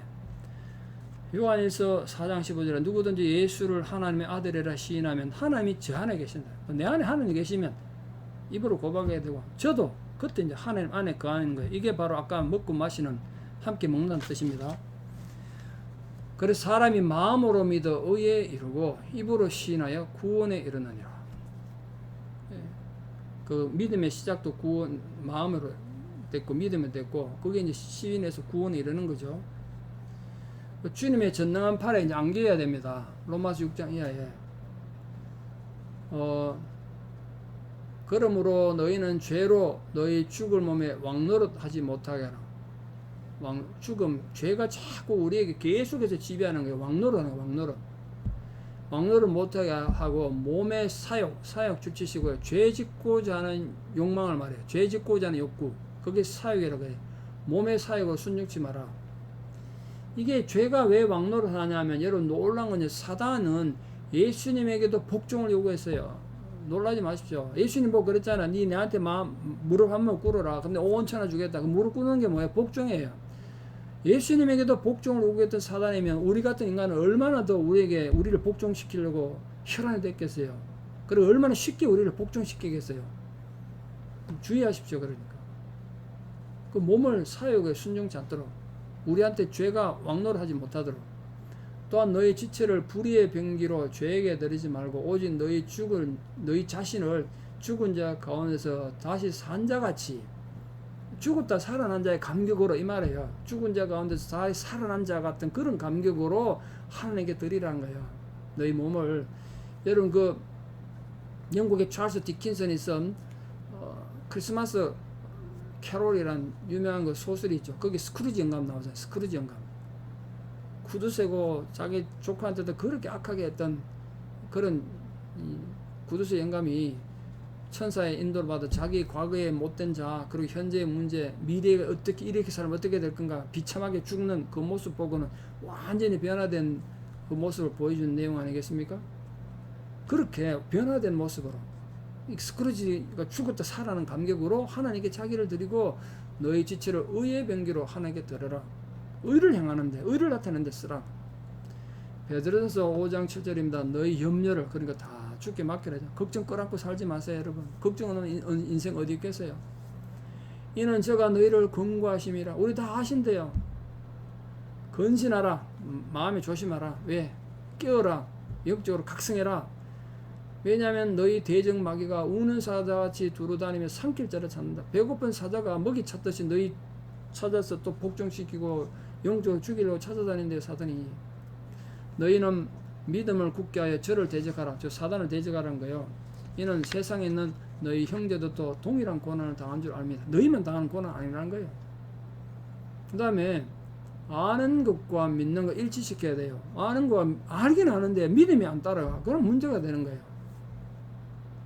우리가 다 하나님의 아들을 믿는 것과 아는 일, 에베소 4장 13절 말씀입니다. 믿는 일과 아는 일에 하나가 돼요. 그 믿음과 행함이 하나가 돼야 되는데, 믿는 일과 아는 일 하나가 되어 온전한 사람을 이루어 그리스도의 장성한 분량이 충만한 데까지 이른다고 했는데, 안다고 믿는 건 아니에요. 안다고 믿는 거 아니에요. 아는 것과 믿는 게 하나가 되고 행함이 있는 믿음, 그걸 알고 믿으셔야 돼요. 기독교는 분명한 역사적 사실 위에 서 있는 종교예요. 환상이 아니에요. 철학이 아니에요. 그냥 분명히 알아야 돼요. 그 실존주의 철학자였던 하이데크가 그 공부할 때 쓰는 글을 보니까 그 교수가 우리는 결단해야 된다고 막 그러니까 계속 결단해야 된다 그러니까 어느 학생이 그랬다는 나 결단했다는 거예요. 하이데크가 뭘 결단했니까 몰라. 나 하여간 결단해서 이렇게 말했다는 거예요. 그거 정말 웃기잖아요. 결단했다는데 뭘 결단했는지 몰라. 얼마나 그 황당한 소리입니까? 그렇게 예수 믿는 사람이 있다니까요. 기독교 신앙은 그런 게 아니에요. 내가 예수 그리스도를 믿어요. 예수가 뭘 어떻게 했는데 몰라. 근데 하여간 믿어. 이러면 얼마나 그 황당하겠습니까? 예수님 나를 위해서 뭘 하셨는지, 예수 믿으면 내가 어떻게 되는지 알고 믿어야 되죠. 알아야 된다고. 그래서 그걸 통해 장성한 분량에 대해서 믿음이 충만한 데까지 살아야 돼요. 페리스 힐튼이라고 하시죠. 힐튼 호텔의 상속녀. 문제 많이 일으킨 여자 아니겠습니까? 몇 년 전에 뉴스에 나온 거 보니까 무면허 운전하다가 무면허 알코올 운전하다가 체포돼 가지고 45일 동안 감옥 갇혔어요. 빌고 빌었던 의사가, 판사가 넌 도저히 안 해다 감옥 좀 가라 그래. 45일 갔는데 45일 감옥 갔던 페리스 힐튼이 나올 때 그냥 나왔으면 좋았을 텐데 아주 센세이션하게 또 뉴스에 나왔어요. 어떻게 나왔냐면 나올 때요, 제가 뉴스 봤거든요. 이렇게 품에 성경을 탁 감고 이렇게 나오더라고요. 그래서 기자들 이렇게 말했어요. 저는 이제 성경을 읽고 새 사람이 됐습니다. 앞으로 새 사람처럼 살겠습니다. 그러니까 야, 과연 페리스 힐튼이 얼마나 변화되는 삶을 살 것인가, 그게 이제 초미의 관심사였는데 한 달도 못 돼가지고 다시 그 술이 채가지고 속옷 차림으로 술이 채가지고 파티하는 걸 보고 또 그 뉴스 났어요. 성경을 버리고 파티를 택하다 이래가지고 페리스 힐튼, 그게 자막이 뉴스 제목, 신문의 제목이 페리스 힐튼 성경을 버리고 파티를 택하다. 우리 신앙이 잘못되면 그 웃음거리 되는 거죠. 페리스 힐튼도 집안은 예수 믿는 사람인 집안인데 뭐 그렇다고. 디모데전서 2장 4절에 하나님은 모든 사람이 구원을 받으며 진리를 아는데 이르기를 원하신다. 이게 이제 하나님 아버지 마음이시죠. 자, 우리의 생명과 관계되는 5가지 믿음을 좀 정리해보고 말씀을 마치겠습니다. 이런 결론을 이미 말씀드리면 성경은 과학이 아니에요. 과학책이 아니에요. 그 성경을 과학적으로 들여다보면 안 돼요. 과학적인 책이 아니기 때문에 실험으로 증명되는 책이 아니에요. 그리고 용어도 과학적 용어가 아니에요. 그 과학적 분석에서 뭐 성경이 모순된다 그러고 비과학적이다 이런 말하는 자체가 웃기는 거예요. 예를 들어서 베토벤 음악을 갖다 놔놓고 그게 수학으로 분석하는 거와 마찬가지죠. 그게 어떻게 분석되어 있어요? 믿음으로 믿는 거예요. 우리들은 믿음으로 많은 것을 얻게 됩니다. 믿음은 하나님의 선물을 받는 통로예요.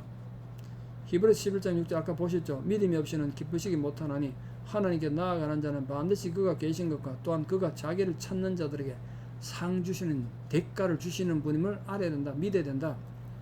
우리가 확실히 믿어야 될 중요한 사항은 5가지입니다. 첫째, 예수 그리스도를 믿으면 생명을 주십니다.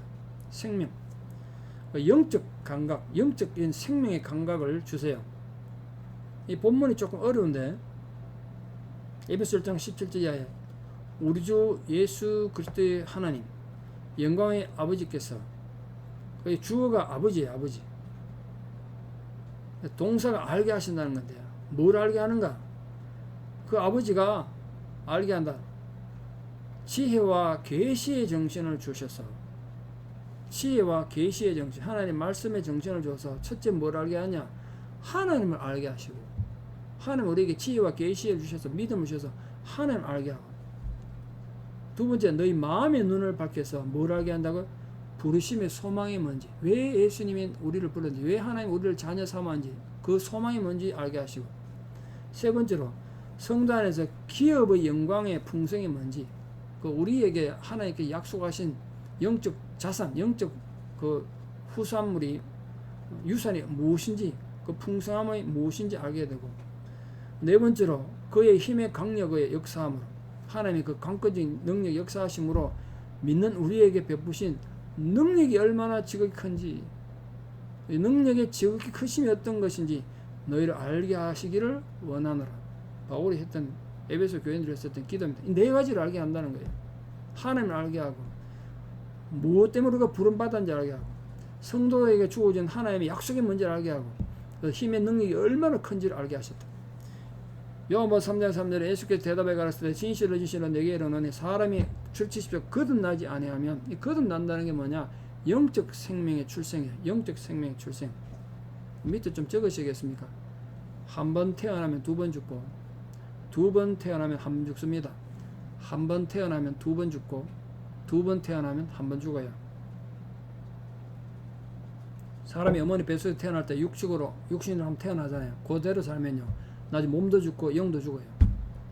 그럼 두 번 태어나 한 번 죽는 이유는 뭐냐? 우리가 몸이 한 번 태어나고 영적으로 다시 거듭났어. 두 번 태어나면 육신은 죽지만 영은 안 죽는 거죠. 그래서 한 번만 죽어요. 믿음은 바란 것들의 실상이요, 보지 못하는 것들 증거다. 아까 보셨던 말씀이고요. 그 다음에 두 번째, 우리에게 영생이 있음을 알게 하세요. 영생이 있음을. 내가 진실로 진실로 너에게 이르노니 내 말을 듣고 나 보내신 이를 믿는 자는 첫째 영생을 얻었고, 이미 얻었어요. 두 번째, 심판에 이르지 않아요. 이건 미래죠. 세 번째, 사람의 사망에서 생명으로 옮겨서, 이건 현재 상태예요. 고린전서 3장 16절 이하에 너희가 하나님의 성전인 것과, 우리가 하나님의 성전이에요. 하나님의 성령이 너희 안에 거하시는 것을 알지 못하냐. 이 성도 여러분, 아까 성령 충만을 배웠는데, 성령은 충만한데 지금 어디 계시다가? 내 안에 계세요. 내 안에.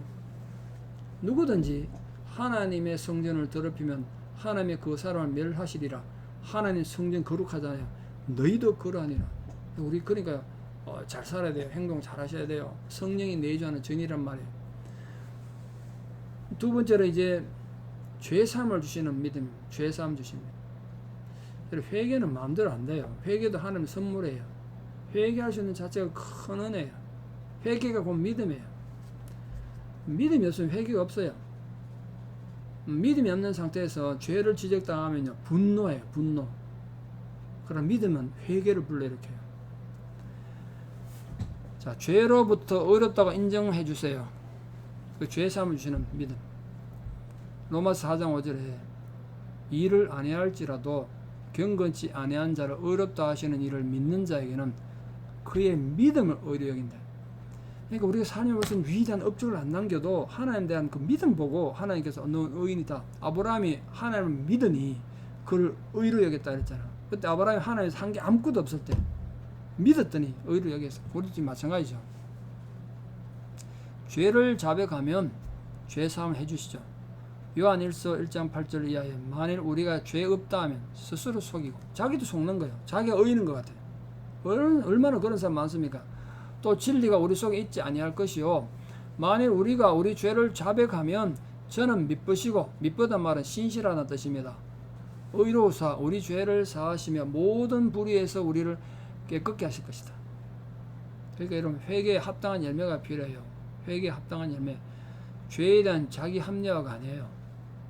그 옛날에 여러분 밀양이라는 영화가 혹시 보셨는지 모르겠습니다. 밀양, 한 동네 사는 어린애 그 홀로 된 과부의 애를 유괴 살해했던 그 교회 다니던 사람이죠. 햇빛 또 살인범 교회 다니는 사람이더라고. 그 사람이 근데 나중에 밝혀져 가지고 감옥 갔는데, 이 아기가 죽었던 이 엄마가 아예 살해당해 죽은 걸 충격받아 막 힘들어하다가 예수를 믿게 됐어요. 그래서 신앙생활 하면서 은혜도 받고 마음의 평안을 얻어서 자기 아들 죽인 살인범을 용서해야 되겠다 싶어서 감옥을 찾아가요. 용서하고 싶으면 감옥 찾아갔는데 이 살인범이 나와서 미안합니다, 사과하거나 용서한 게 아니라 이렇게 말했어요. 나도 거부 장면으로 충격받았는데요. 저는 마음이 평안합니다. 이 감옥 안에서 용서를 받았기 때문입니다. 저는 평안합니다. 이러니까 어머니가 막 정신이 소위 말 애들 마치 꼭지가 돈 거예요. 내가 너를 용서 안 했는데 도대체 누가 너를 용서했다는 거냐 말이에요. 그래서 거기서 막 발악하고 이런 것들이 영화의 마지막 장면인데 그 뻔뻔스럽잖아요. 죄에 대한 고백이 있어야 되지. 하나님께 대한 용서와 받았고 하나님께 대한 죄를 확신 받았다면 사람에게 해야죠. 자기 잘못한 거. 하나님께 용서가 중요하지만 그건 관계 회복을 통해서 오는 용서예요. 그래야 되는 거 아니겠습니까? 자, 세 번째로 시험을 이기게 하는 믿음을 주세요. 시험을 이기게 하는 믿음. 시험이란 우리 이미 배우셨는데요. 하나님께 대한 배교를 포함한, 하나님도 버리는 배교를 포함한 죄에 대한 유혹이죠. 시험이. 시험의 근본적 목적은 인간 구원을 위한 것이고, 인간 구원을 위한 하나님 사역을 전복시키려는 거죠. 시험이. 하나님의 구원을 방해하는 거죠. 하나님의 사랑을 입은 인간들을 파멸하는 게 목적이에요. 사단의 시험은. 하나님과 단절이 목적이죠. 죽음과 파멸이 최종 목적이에요. 사단의 시험은.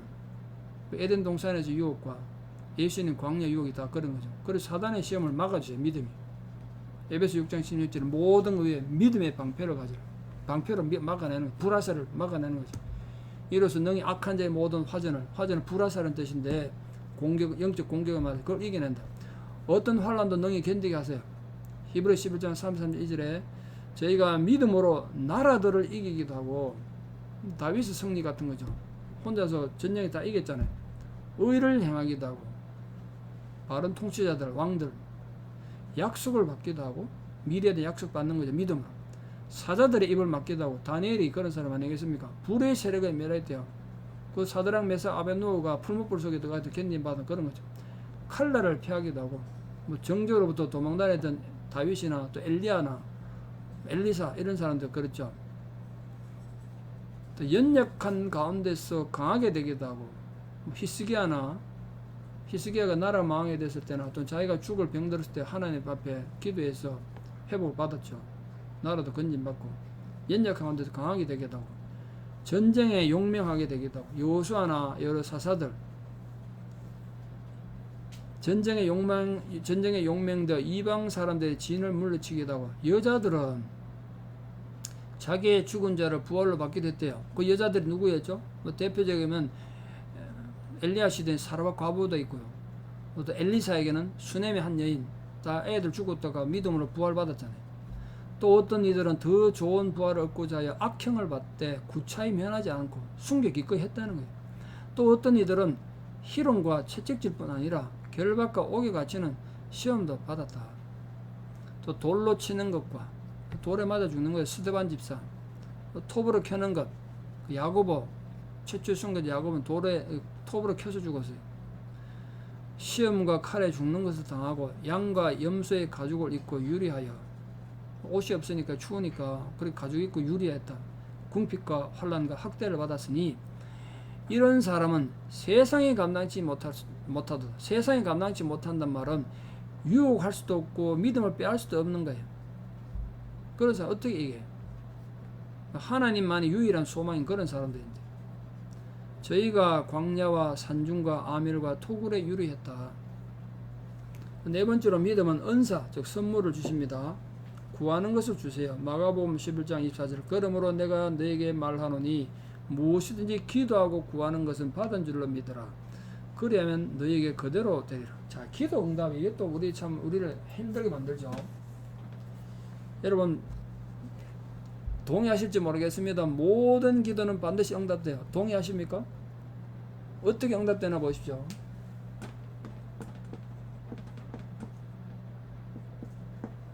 모든 기도가 왜 응답되나 보십시오. 기도 응답은 네 가지로 오거든요. 첫 번째, 적극적인 응답. 이래 되면 얼마나 좋겠습니까? 기도할 때마다 막 하나님께서 바로바로 응답해서 하늘에서 불을 내리고 이러면 참 좋겠습니다만. 근데 많은 경우에 긴 긴 시간 후에 응답이 올 수도 있어요. 긴 시간 후에 응답. 그러면 기다리는 시간 괴롭죠. 뭐. 고민되고. 근데 내가 원하는 건 하나님 안 들으시고 엉뚱하게 다른 방법으로 주시기도 하세요. 다른 방향의 응답. 다른 방향의 응답. 나는 동쪽으로 가고 싶은데 하나님 나를 서쪽으로 보내버렸어.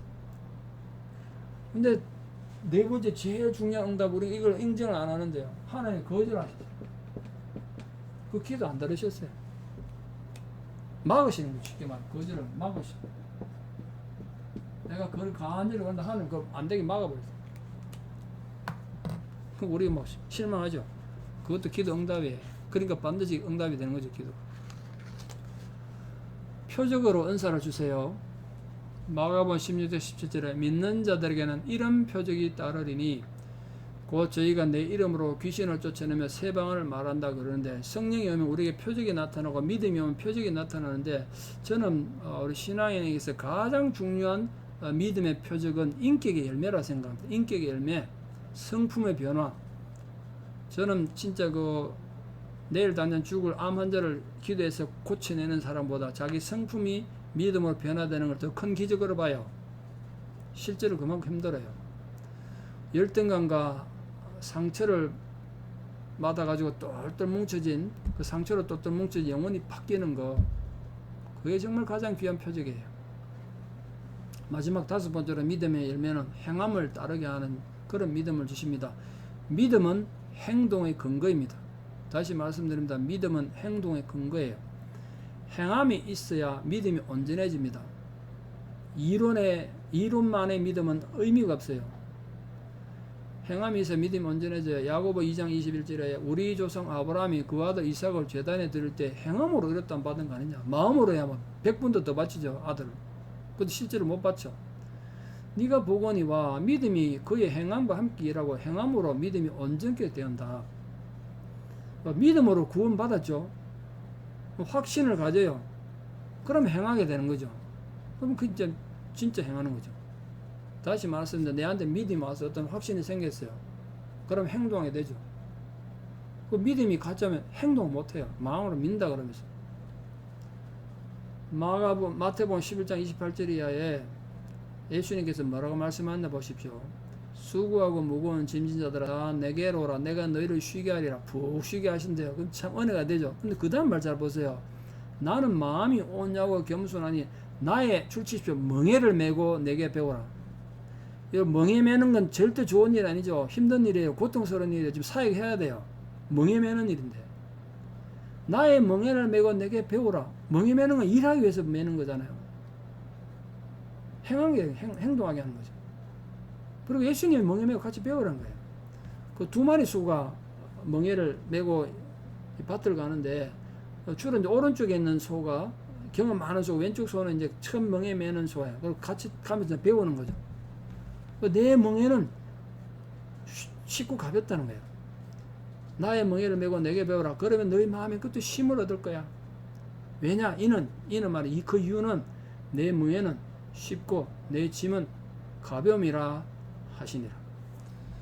여러분 정말 예수님께 배우는 그런 성도가 되시고 그런 은혜를 받으셔서 진실로 오늘 우리가 드린 성령의 충만함과 또 믿음의 사람들로 다 승리하시는 귀한 성도들 되시기를 진심으로 축원합니다. 기도드리겠습니다. 아버지 하나님, 오늘도 우리가 귀한 시간을 들여서 성령의 충만이 무엇인지, 그리고 우리 어떻게 성령의 충만을 받는지에 대해서 말씀을 함께 나누었습니다. 그리고 생명 있는 믿음, 또 정말 행동하는 믿음에 대해서 살펴보았습니다. 우리가 또 무엇을 믿는지에 대해서도 살펴보았습니다. 우리의 귀한 나눔들이 헛되게 사라지지 아니하고 모든 성도들 마음에 그 믿음이 자리하여 성령 충만한 삶을 살아가는 은혜가 우리 모두에게 있게 하여 주시옵소서. 예수님 이름 받들어 감사하며 기도드리옵나이다. 아멘. 네, 여러분 수고하셨습니다. 다음 주에 이제 마지막 두가 하고 마치겠습니다. 감사합니다.